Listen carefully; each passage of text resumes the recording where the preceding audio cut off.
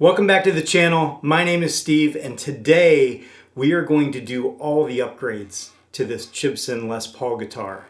So let's get going.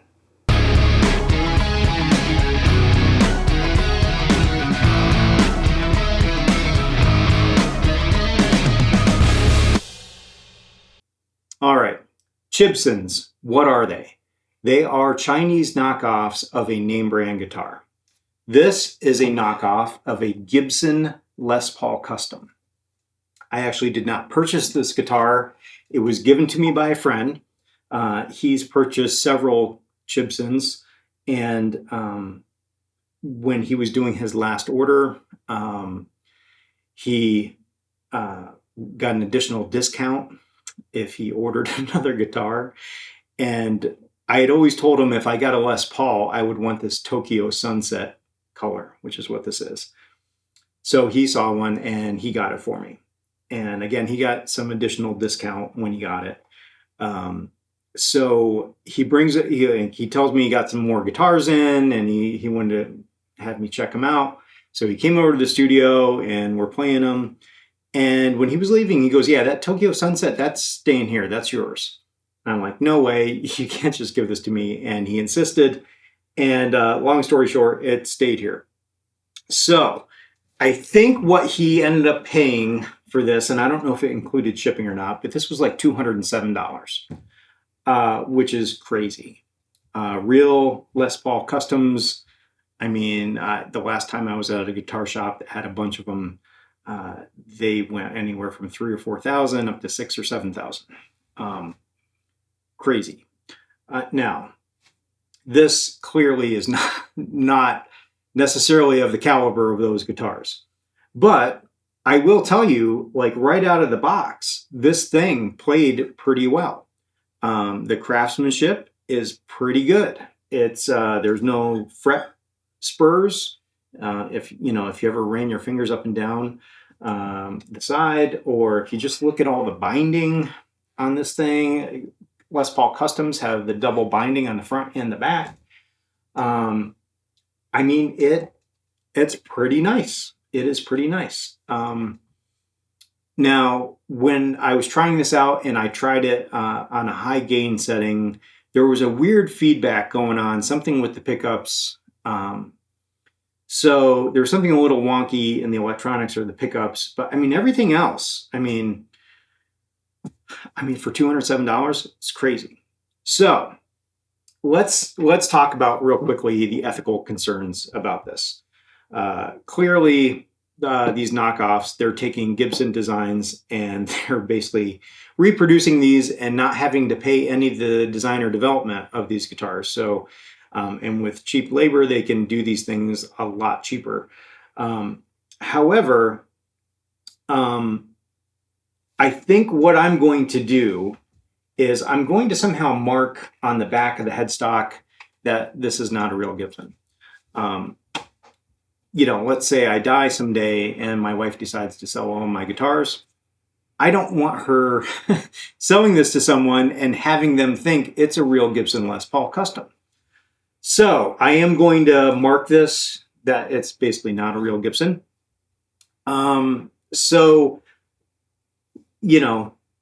It really comes down to, if you decide to get one of these, I think number one, recognize it's not a real Gibson.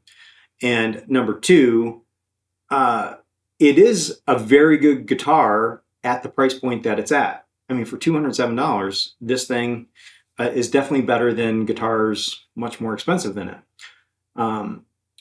If you want to get into learning how to upgrade guitars, this is a great platform. If you, worried about messing up the guitar, I mean, it's a very inexpensive guitar that you don't really have to worry about messing anything up. You may not want to try to do a bunch of upgrades on a more expensive guitar for fear of doing some damage. So that's kind of all I'm going to say about the ethics of this. I am going to mark this thing as not a real Gibson. But other than that, I really am looking forward to doing a bunch of upgrades to this. Now, On my channel previously, I have a video where I did an upgrade of a PRS SE lower cost model, and I bought a bunch of the PRS pickups and locking tuners that, were brand name pickups and tuners that, it was like a $500-ish guitar that I put another $500 into. And in this case, I decided, instead of getting some expensive pickups and other hardware for this, there are a lot of no-name brand hardware and pickups out there that have a lot of great reviews. So I went through on Amazon, I went through and looked at a lot of reviews for a lot of hardware and electronics for guitars, and ended up buying a whole bunch of stuff for this guitar and spent a total of less than $150 before tax. So I'm going to walk through with you and explain what I actually am going to upgrade on this thing, and then we'll actually see the upgrade. At the end, I'll do a quick, before and after audio snapshot, give my thoughts on which upgrades I think were worth it and which ones were not, which ones were easy, which ones were not. And I think it'll be a fun little journey for us. So if you're thinking about getting a Chibson or another low-cost guitar and doing some inexpensive upgrades to it, this is the video for you. So stick around and we'll walk through all the pieces that we're going to upgrade. Okay, so let's get into the upgrades that we're going to do. First up are the pickups. We've got humbuckers here from a company called Artec. These are the LPA 210s, I believe, and they're $43 on Amazon. Just pull one of them out here, show you. So these came with the black pickup rings. I think I'm gonna probably go with the cream and reuse the ones that are in the guitar already. But again, 2 pickups for $43 that had really good reviews. Next up, 3 different items from a company called Guyker. If I'm saying that right. Guyker. First is a wiring harness. This has the 4 potentiometers, the toggle switch, and the jack, as well as all the wiring and the caps and everything are on here. And this was $17.99, so $18, and it came with the cream and the black toggle switches. Next up from this company, Guyker, is 6 locking tuners. So the locking tuners were $40. And again, I'm going to put links down below for all the stuff. And last but not least from Guyker is the Tune-O-Matic Bridge and tailstop. There you go. So we have that from them. I did buy some foil tape that I plan on putting in all the cavities, just to ensure that we keep noise down on this. And then last but not least, that's not hasn't come in yet, it's due in tomorrow, is a new Graphtec nut. So I got the white nut as an Epiphone replacement nut. I think that was $15. So all said and done, before tax, $146. After tax here in New York State, $158.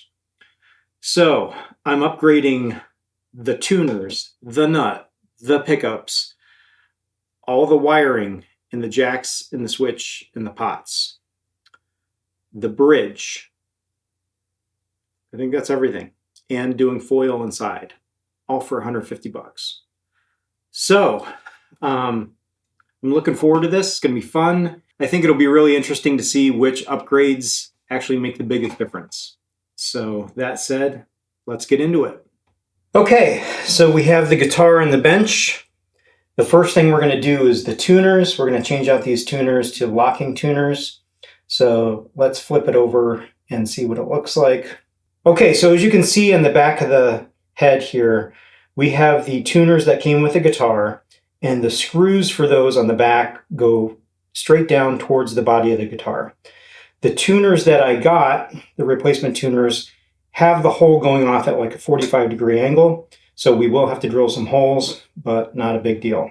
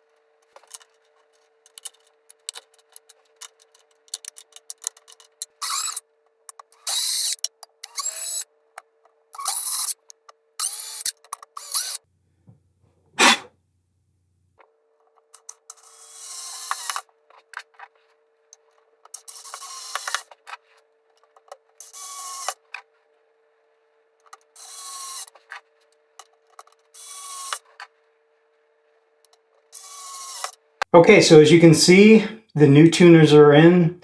There are some small holes left from the previous tuners, and I will probably just fill those in with a little bit of putty. Won't be real noticeable. Okay, so now we're moving on to the bridge. As you can see, this is the original bridge that was here. So saddle just lifts right off when there's no strings on it. Same with the tail stop. So what we have now is we have, these screws here and these screws here. And this is the new set. One thing to note here, if I pull this out, this essentially is going to show you, come on. So this piece right here, this is down into the body of the guitar. Kind of press fit into a hole. You see those grooves, they grab into the hole in the wood. And then this piece is, screwed down into it. So that's the pieces that are back here.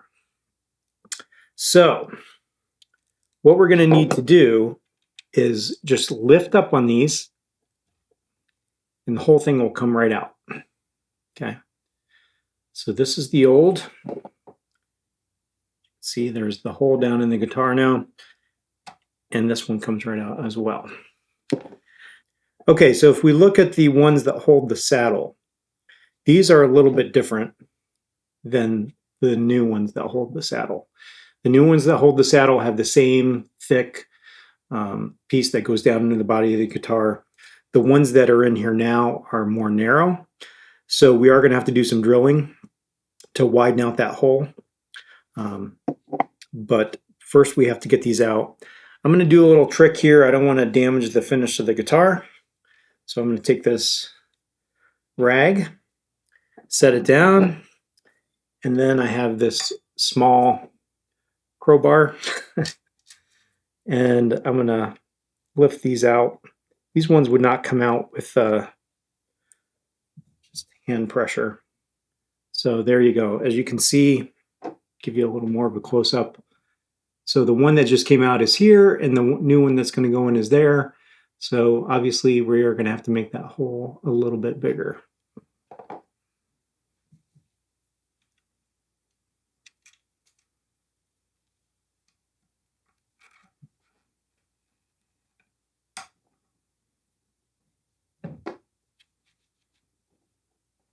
Okay, ideally I would have one of those drill bits that steps larger and larger, but for now we are just going to use a few bits to get us to the size we need.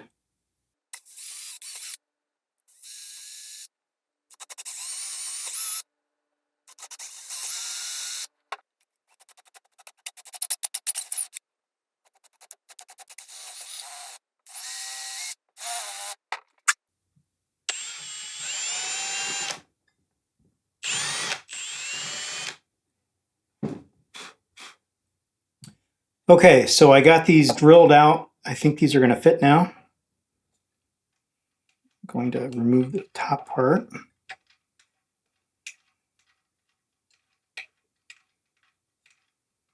Then I'm going to tap this all the way in.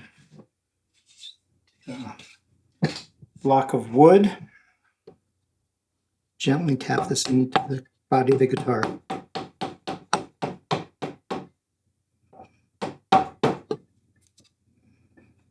Okay, that is in there snug.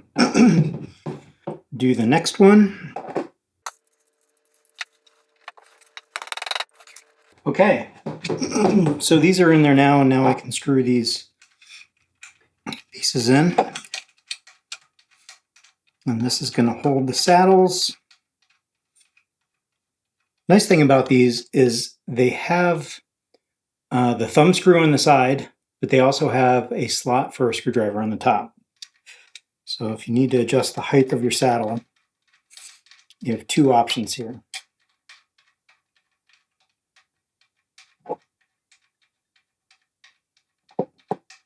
Okay. So next up, we have the two pieces that are going to go in for the stop bar. And of course, these were the same size as the one that were already in here. They kind of fit right in pretty well.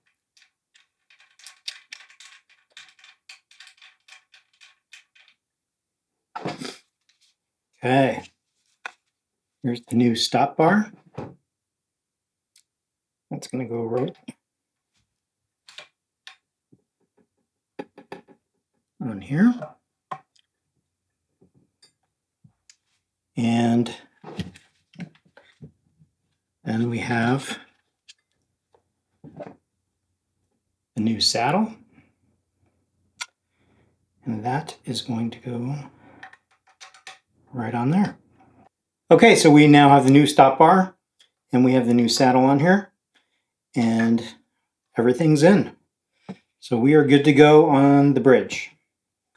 Okay, so now I'm going to work on the pickups and the wiring harness. So I'm going to take these back covers off.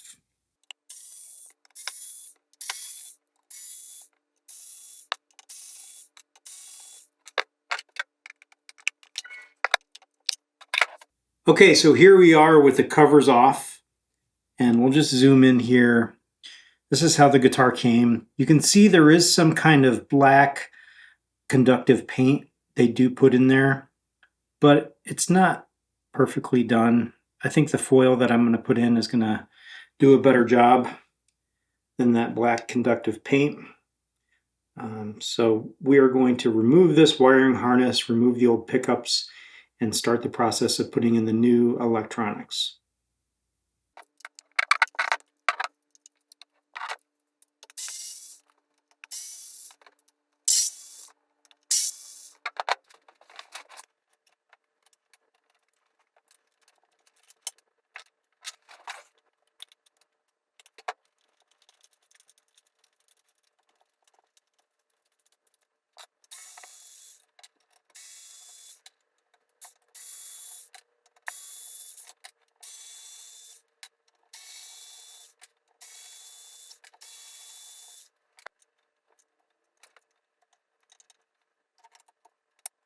Okay, here's the back of the guitar with all the wiring and the pickups removed.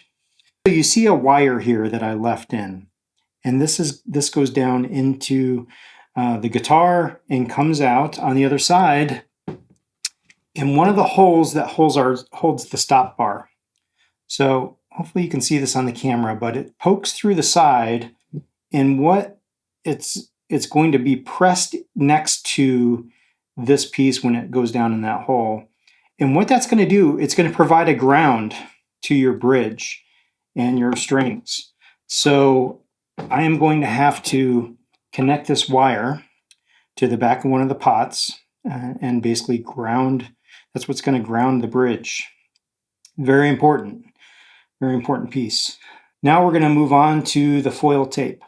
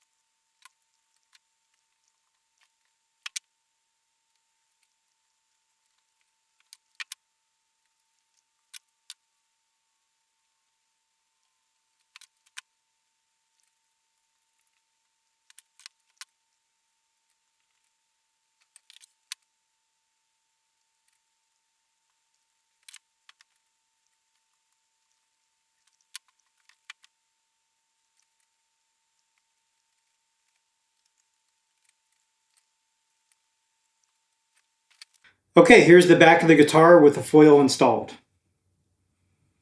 As you can see, I did have the foil come up around the lip of these enclosures, and then I covered foil on the back of the covers. So these, when they are put on, they will make contact and complete the Faraday cage. Okay, so the first step is I put in the switch. I need to mount that, but I just fished the wire down through. You can see it comes out to this connector down here. That connector is going to plug right onto that wiring harness. Okay, so that's piece number one. Okay, so here we have the back of the guitar with the switch now installed and the 4 pots installed and the connectors on there. One thing to note here, you can't really see it in this video probably very well, but the back of these potentiometers in the new wiring harness say made in Korea. I'm pretty sure these ones were made in China that I took out of there. And these are considerably bigger than these. So I definitely think there's, I don't know if that's an indication of the quality or not, but the soldering and the potentiometers in general, everything looks a little nicer in the wiring harness that I purchased. So let's move over to the pickups. These are next. We have the pickup rings from the old pickups. I've now put on the new pickups. So these off-white pickup rings are now on there. And we have the wiring. So you can see there's a shield, a black, a green, and then a white and red twisted together. So Artec was nice enough to give us a wiring diagram. And as you can see, basically they do tie the red and the white together. What this does is it gives you one configuration for the humbucker. Sometimes humbuckers, you can split the coils, and if you have a, say, a volume pot that pulls up and it'll do a coil splitting for you, and you only have essentially then a single coil, it gives you more of a Strat type of sound.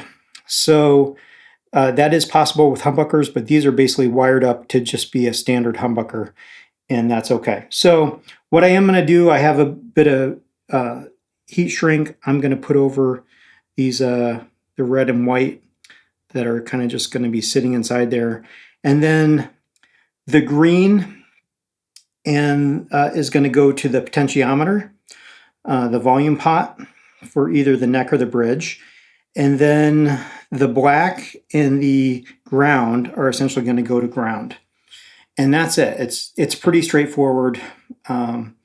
And if you have questions on this, like Google has a wealth of information on wiring up pickups and things like that, but it really is pretty simple.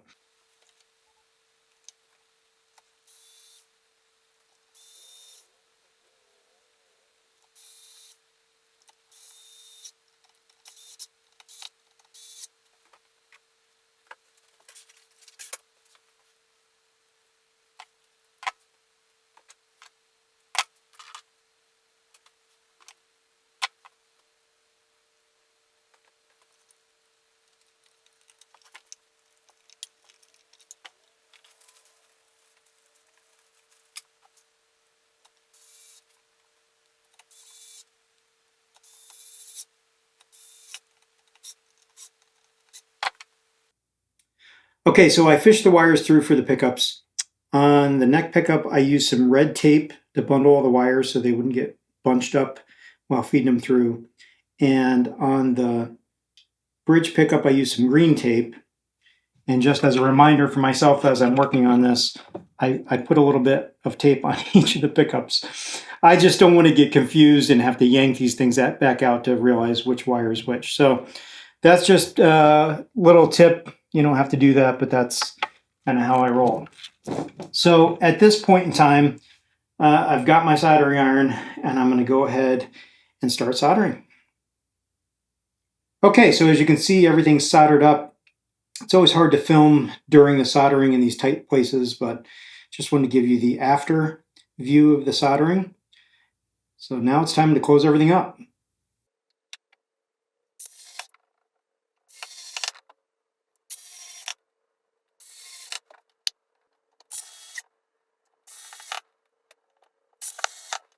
Okay, so the next and final step in the upgrade process is to change out this nut. Now, I ordered a Graphtec Tusk nut. I ordered a white one. They sent me a black one. I'm going to just use the black one. So it's pretty simple. I'm going to remove this plate. I'm going to take a knife and just cut along the edge here in case there's any clear coat that's up against it. And then you just tap on this with a block of wood and it's going to pop right off. And then this one, we're going to get some wood glue. We're going to put it on there and clamp it down.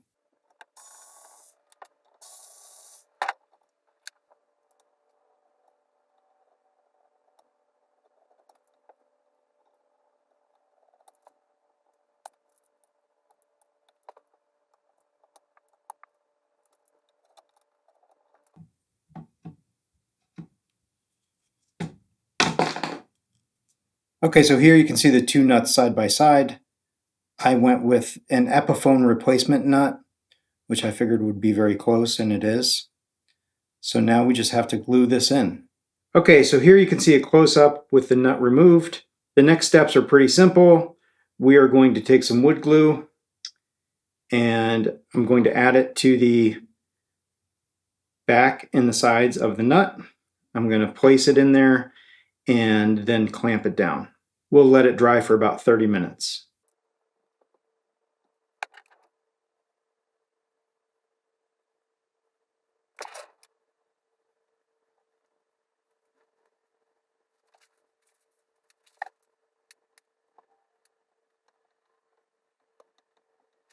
All right, so this is the fun part. This is the part where we get to experience the guitar before and after the upgrades. So I'm going to walk through and play a few things from a clean setting on up to a high gain setting and compare both the before and the after. This should be fun. Okay, so here's the clean setting.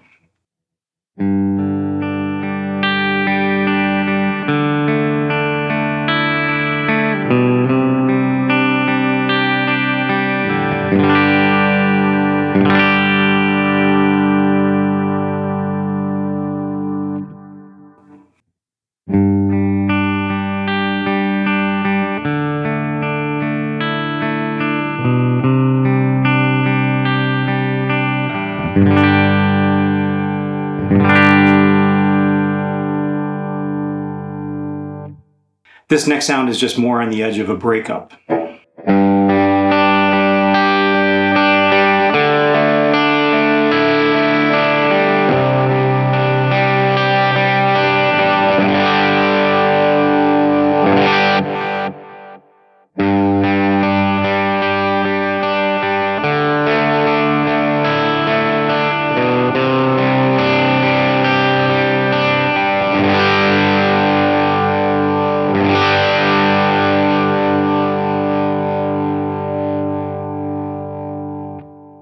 Okay, so now we're going to go to more of a crunch kind of sound.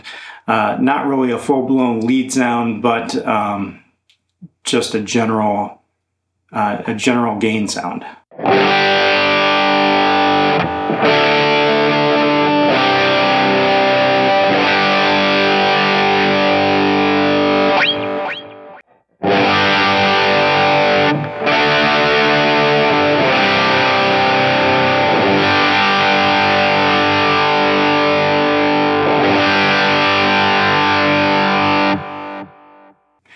Okay, so now we're on to the high gain setting. This is a lead or a solo setting.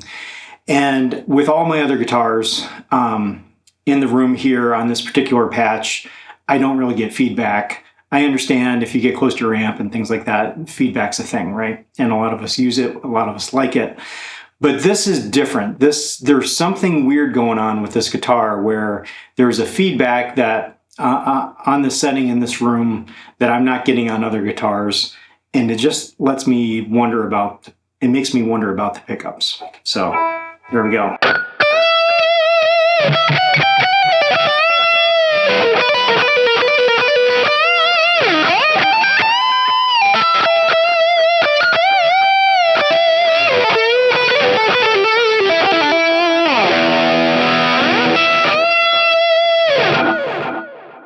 Like, you hear that? Yeah, that is not normal at least for this patch with these studio monitors sitting here. If I grab one of my other guitars, we're not going to hear that. So be interesting to hear if we get that with the new pickups. So now let's do the high gain with the after, with the new pickups, the new electronics.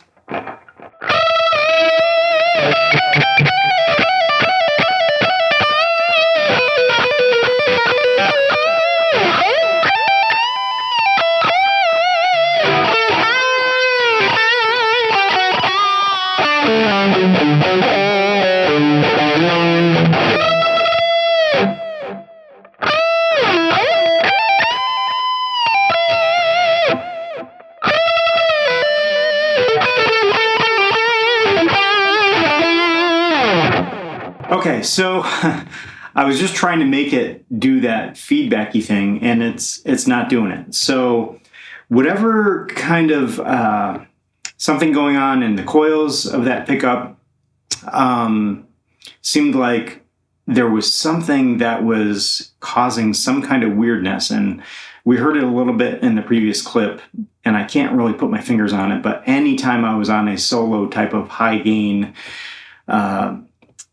setting, I was getting this weirdness. So it is totally gone now, which is pretty awesome. And I realized now that I've been playing the guitar after, I never really gave you examples of the neck pickup. I did everything on the bridge. So even though I don't have any recordings of the neck pickup before I did all the upgrades, at least I could do something now and go ahead and play something. The one riff that comes to mind, neck pickup, Les Paul. This is the one that comes to mind. So.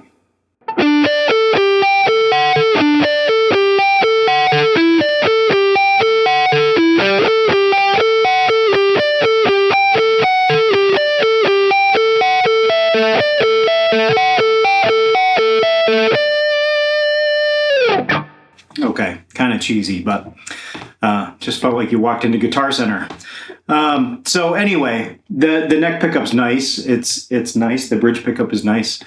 Let's do a quick recap on all the upgrades. First of all, which one was the most difficult / invasive to the guitar? And I would have to say it was the bridge. If this wasn't a real inexpensive guitar, I would have thought long and hard before drilling it out to get the saddles in. It worked fine. It's in fine. I think I did okay at it. But I probably, if this was like a $4,000 Les Paul, would I have taken my Milwaukee drill to it? Probably not. So that was pretty invasive. So I guess the other area that was a little invasive to the guitar was when I put on these locking tuners. These were not direct replacements, so I had to drill some other tiny holes. There's a couple tiny holes that are left on the back of the headstock that I need to fill. Again, on more expensive guitars, I've tried to get locking tuners that would use the same holes. So that, the couple areas where I've had to drill into this guitar, again, on this guitar, I didn't mind, but on a more expensive guitar, in terms of resale value and things like that, and worrying about messing something up, I would think twice about those upgrades. The rest of it, I think, went pretty smooth. So locking tuners, let's just start and work our way down. Even though I had to drill some extra holes, I do love locking tuners. String changes go so much quicker. Tuning stability always seems to be better with locking tuners. I've never used this Guyker brand before, but they seem pretty nice. They seem to be holding the strings in tune well. They feel nice. They feel like they're quality locking tuners. So I would do those again. And I think they were like $40. So definitely would do those again. The new nut, I will tell you, and I've had some questions in previous videos, so I should make sure I address it now. When you put in a new nut, sometimes you do need to use a nut file to go down in so the string's set at a proper height. I have another video on my channel you can go check out on anybody can set up a guitar, and in there I talk about setting the nut height and the nut file set I have and things like that. So when I put this nut in, yeah, the strings were pretty high compared to the previous nut, so I did have to use my nut file set to set those heights in there. Not a lot of nut filing, but I definitely did some on all the strings. So just a side note there. Nuts are inexpensive. You can get a good nut for $15, but you probably want to get yourself a nut file set if you're going to be changing out nuts. These pickups, again, that wonkiness went away. I don't know if the sound of the pickups is really that different than the pickups that were in there. You can hear for yourself the different sounds. That, to me, in my ear, they all sounded pretty similar. But I would, obviously in this case, I would have changed out, you know, if there's something weird going on, it's worth changing out the pickups. The wiring harness, after pulling out the one that was in there and looking at the difference between the pots, and looking at the soldering and things like that, for how inexpensive this wiring harness was, it was like $18. I would definitely do that again. If you're changing out the pickups, it's really not that much more work to do that. The bridge, I struggle with this one. I mean, it seems like a nice bridge, but I don't know if it's that different than the bridge I took out, honestly. If I were to do this over on a different Chibson, unless there was really something weird about that bridge that was, you know, if when I rested my palm on it, there was some sharp metal thing or something that didn't sound right, or the strings were breaking a lot right down at the bridge, I don't know, unless I had an issue, I don't know if I'd change out the bridge again. And lastly, doing the tape in the cavity.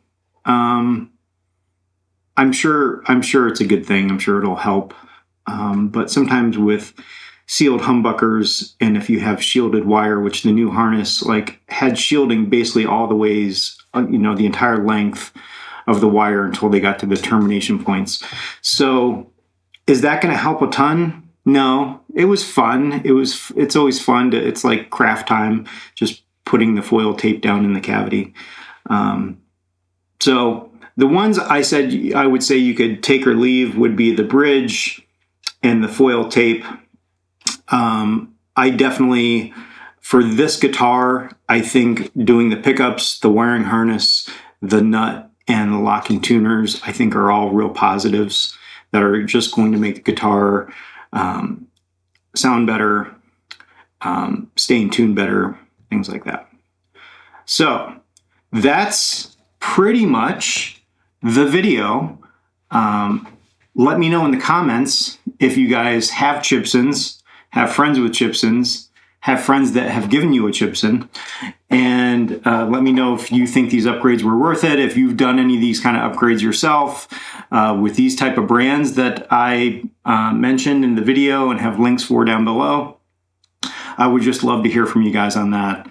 Some of the things that you think I should have done differently, whatever. But in general, yeah, I'm pretty happy with it. It's been a fun project. So again, thanks for watching. Make sure you subscribe, make sure you like the video, and we'll see you in the next one. Thanks.